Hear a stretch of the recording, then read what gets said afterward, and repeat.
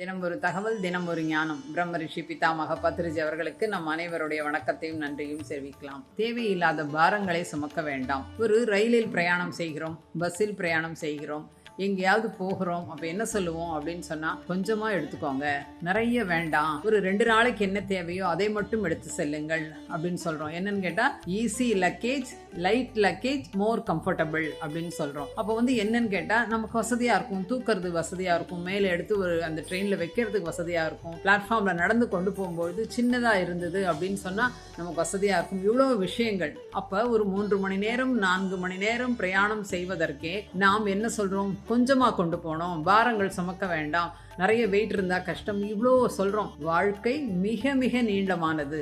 அப்போ அந்த வாழ்க்கையில் எத்தனை விஷயங்கள் நாம் தேவையில்லாமல் சுமக்கிறோம். தேவையில்லாமல் சுமப்பதால் கஷ்டப்படுறோம், கவலைப்படுறோம், வருத்தப்படுறோம். எதிர்கெடுத்தாலும் பிரச்சனைகள் பற்றி பேசுகிறோம். முடிஞ்சு போன விஷயங்கள், எதிர் வீட்டு விஷயம், பக்கத்து வீட்டு விஷயம், மற்றவங்க விஷயம், இப்படியே சொந்தக்காரர்கள் விஷயம், கூட பிறந்தவங்க விஷயம், இத்தனை பாரங்களை நாம் சுமக்கிறோம். இன்னொன்று, அது தேவையில்லை அப்படின்ற ஒரு புரிதல் வேண்டும். அவங்கவுங்க ஏதோ பண்ண அந்த மனது வரைக்கும் கொண்டு செல்லாதீர்கள். எந்த ஒரு விஷயம் யாராவது உங்ககிட்ட ஷேர் பண்ணுறாங்களா, கேட்டுக்கோங்க, அதோடு விட்டுடுங்க. அடுத்த தடவை இதை பேச வேண்டாம், நீங்கள் உட்கார்ந்து தியானம் செய்யுங்கள் அப்படின்னு சொல்லி பாருங்க.